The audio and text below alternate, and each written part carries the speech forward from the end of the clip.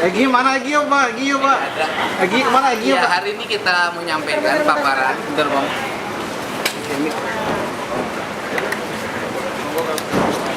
Hari ini kita akan menyampaikan paparan tentang pengelolaan keuangan daerah di Provinsi Jawa Barat, dan kita akan menyampaikan bahwa belanja modalnya untuk kepentingan pembangunannya mengalami kenaikan hampir 1000% dibanding dengan anggaran tahun lalu. Padahal besaran anggarannya mengalami penurunan, tahun lalu 37 triliun, sekarang hanya 31. Tetapi sebagai contoh ilustrasi, misalnya alokasi jalan dulu hanya 400, hari ini kita bisa menyentuh angka 3,5 sampai 4 triliun. Nah, ini kan akan kita sampaikan strategi yang kita lakukan bagaimana melakukan pengelolaan keuangan daerah, belanjanya tepat, dan kita sampaikan ke pemerintah daerah.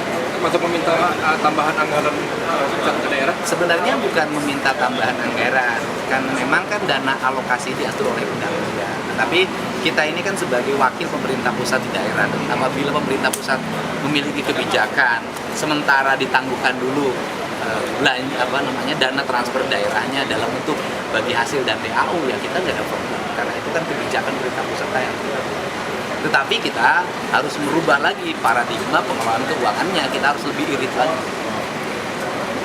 Agendanya termasuk dengan menjawab kemarin tudingan dari Ke Pak Mendagri kita sampaikan juga kan, kalau data dari provinsi itu kan tiap hari update ke Pak Mendagri ya. Memang di tanggal 15 Oktober itu kan data BI itu 15 Oktober.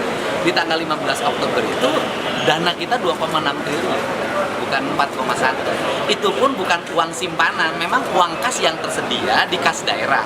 Kas daerahnya ada di BJB, dan kita tidak punya uang yang tersimpan di bank lain. Setelah ini ada rencana Ke BI. langsung ke BI juga? Ya kita harus nanyakan kan. Kalau saya sih berharapnya benar 4,1. Jadi ada tambahan. Ya kan? Kalau benar 4,1 kan saya dapat tambahan lagi tuh uang lebih kan. Tapi konsekuensinya seluruh pejabat saya berhentikan. Karena katanya tidak. Ya karena dia bohong sama saya. Kan sederhana. Ya. Sehat-sehat, Kang. Iya. Secara prinsip sih rekonsiliasi data dengan Mendagri sudah klop. Karena kan laporan keuangan Pemprov itu tiap hari kan update ke Mendagri. Sama, makanya kan data dari BI ini sumber datanya dari mana gitu kan. Kalau saya sih seneng aja kalau memang ada 4,1 gitu loh. Tapi dari sisi integriti pengelolaan keuangan di daerah, memang fakta yang kita lihat di sistem data kita memang segitu. Tapi kalau kemudian tiba-tiba misalnya sebelum saya jabat ada uang yang disimpan dulu gitu loh, ya alhamdulillah gitu. Tapi konsekuensinya saya bilang tadi, pejabat yang mengelola keuangan daerah kan saya berhentikan. Termasuk dengan hari ini ada juga dari wali kota, bupati. Oh iya. Ini kenapa sebagai bentuk apa nih? Enggak, kalau bupati wali kota kan sama-sama merekonsiliasikan perencanaan 2026. Kan ada dana transfer daerah yang berkurang, sehingga kita formulasi strateginya akan kita sampaikan ke Pak Mendagri.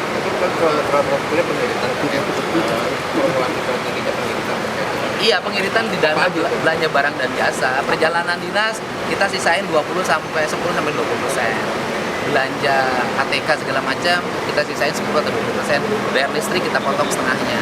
Bayar air kita potong setengahnya. Itu kan mengganggu pelayanan. Enggak. Tapi kalau pelayanan tidak dipotong untuk pelayanan. Kita taikin 2 kali lipat. Oh. Siapa? Sehat, Kang. Realisasi belanja APBD sampai dengan triwulan ketiga tahun ini masih melambat. Rendahnya serapan tersebut berakibat menambah simpanan uang Pemda yang nganggur di bank sampai 234 triliun rupiah. Jadi jelas ini bukan soal uangnya tidak ada, tapi soal kecepatan eksekusi. Tadi Pak Tito bilang bedanya dengan catatan di itu ada 18 triliun ya Pak ya, kalau dari kas daerah. Justru saya jadi tanya-tanya, 18 triliun itu kemana? Karena kalau bank sentral pasti ngikut, itu dari bank-bank di seluruh Indonesia termasuk di BI, segitu tercatat.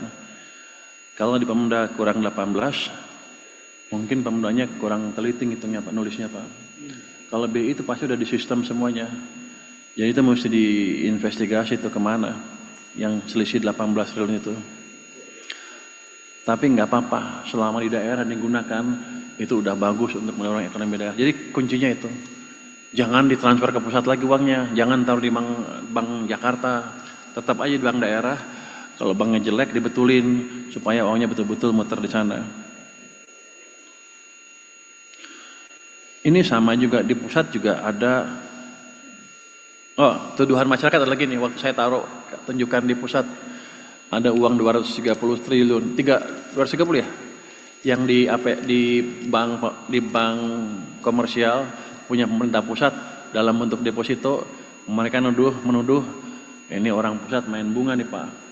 Uangnya taruh di sana, pejabatnya minta bunga dapat kickback kayak gitulah. Jadi ini harus waspadai, betul seperti itu apa enggak. Tapi yang jelas kalau untuk pemerintah pusat akan kita investigasi uang itu uang apa, di mana tempatnya, kenapa deposito segitu banyak. Jadi saya pikir Pemda juga meneliti seperti hal-hal itu.